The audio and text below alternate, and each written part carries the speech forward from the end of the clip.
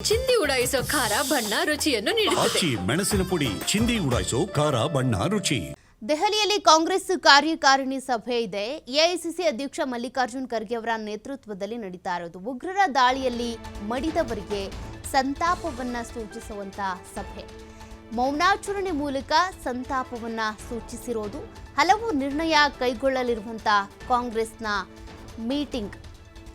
AICC ಅಧ್ಯಕ್ಷ ಮಲ್ಲಿಕಾರ್ಜುನ್ ಖರ್ಗೆ ಅವರ ನೇತೃತ್ವದಲ್ಲಿ ನಡೀತಾ ಇರುವಂತಹ ಮೀಟಿಂಗ್ ಇದು. ಈಗಾಗಲೇ ಈ ಉಗ್ರರ ದಾಳಿಯಲ್ಲಿ ಮೃತಪಟ್ಟಿರುವಂತಹ ಕನ್ನಡಿಗರಿರ್ಬೋದು ಅಥವಾ ಯಾರ್ಯಾರು ಮೃತಪಟ್ಟಿದ್ದಾರೆ ಅವರೆಲ್ಲರಿಗೂ ಕೂಡ ಒಂದು ಸಂತಾಪವನ್ನು ಸೂಚಿಸಿದ್ದಾರೆ ಮೌನಾಚರಣೆ ಮಾಡೋದ್ರ ಮೂಲಕ.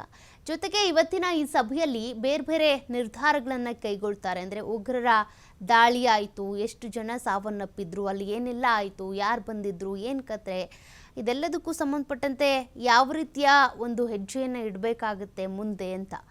ಈಗ ಸದ್ಯಕ್ಕೆ ಮೋದಿ ಸರ್ಕಾರ 5 ಸ್ಟೆಪ್ಗಳನ್ನು ಇಟ್ಟಿದೆ. ಒಪ್ಪಂದವನ್ನು ವಾಪಸ್ ಪಡ್ಕೊಂಡಿರೋದಿರ್ಬೋದು, ಅದೇ ರೀತಿಯಾಗಿ ಇಲ್ಲಿದ್ದಂತಹ ಪಾಕ್ನ ಒಂದಷ್ಟು ಅಧಿಕಾರಿಗಳು ಪಾಕ್ಗೆ ಹೋಗಬೇಕು, ಪಾಕಿಸ್ತಾನದ ಜನರು ಇಲ್ಲಿರಬಾರ್ದು, ಅಲ್ಲಿಗೆ ಹೋಗಲಿ ಅಂತ. ಮತ್ತು ಪಾಕಿಸ್ತಾನದಲ್ಲಿರುವಂಥ ನಮ್ಮ ಭಾರತೀಯ ಅಧಿಕಾರಿಗಳು ವಾಪಸ್ ಭಾರತಕ್ಕೆ ಬರಬೇಕು, ಹೀಗೊಂದಿಷ್ಟು ಅವ್ರು ನಿರ್ಧಾರ ತೆಗೆದುಕೊಂಡಿದ್ದಾರೆ. ಬಟ್ ಇವತ್ತು ಕಾಂಗ್ರೆಸ್ ಕಾರ್ಯಕಾರಿಣಿ ಸಭೆಯಲ್ಲಿ ಏನೇನು ನಿರ್ಧಾರಗಳನ್ನು ತೆಗೆದುಕೊಳ್ತಾರೆ ಅನ್ನೋದನ್ನ ನೋಡಬೇಕಿದೆ. ಭಾರತದಿಂದ ಹೋಗುವಂಥ 3 ನದಿಗಳ ನೀರನ್ನು ಕೂಡ ಕುಡಿದು, ನಮ್ಮ ನದಿ ನೀರನ್ನೇ ಕುಡಿದು, ಜೊತೆಗೆ ಅಲ್ಲಿ ಕೃಷಿಗೆ ಬಳಸ್ಕೊಳ್ತಾ ಇದ್ದಂಥ ಪಾಕಿಸ್ತಾನದ ಈ ಪಾಪಿ ಉಗ್ರರಿಗೆ ಅಲ್ಲಿ ಪೋಷಣೆ ಕೊಡಲಾಗ್ತಾ ಇತ್ತಲ್ವಾ. ಹಾಗಾಗಿ ಅವ್ರ ವಿರುದ್ಧ ಏನು ಕ್ರಮ ತೆಗೆದುಕೊಳ್ಬೇಕು ಅಂತ. ನಮ್ಮಲ್ಲಿರುವಂಥ ನದಿಗಳನ್ನ ನಾವೇ ಬಳಸ್ಕೊಳ್ತಾ ಇರಲಿಲ್ಲ, ನದಿ ನೀರನ್ನು. ಝೇನಾಬ್ ಇರ್ಬೋದು, ಝೇಲಂ ಇರ್ಬೋದು, ಅದೇ ರೀತಿಯಾಗಿ ಚೇನಾಬ್ ಇರ್ಬೋದು, ಸಿಂಧು, ಈ 3 ನದಿಗಳ ನೀರು ಕೂಡ 99% ಅವರೇ ಬಳಸ್ಕೊಳ್ತಾ ಇದ್ರು 1960ರ ಒಪ್ಪಂದದಿಂದಾಗಿ ಈ ನದಿ ನೀರನ್ನು. ಹಾಗಿದ್ರೂ ಕೂಡ ಅವರಿಗೆ ಯಾವುದೇ ರೀತಿಯ ಕೃತಜ್ಞತಾ ಭಾವ ಇರಲಿಲ್ಲ.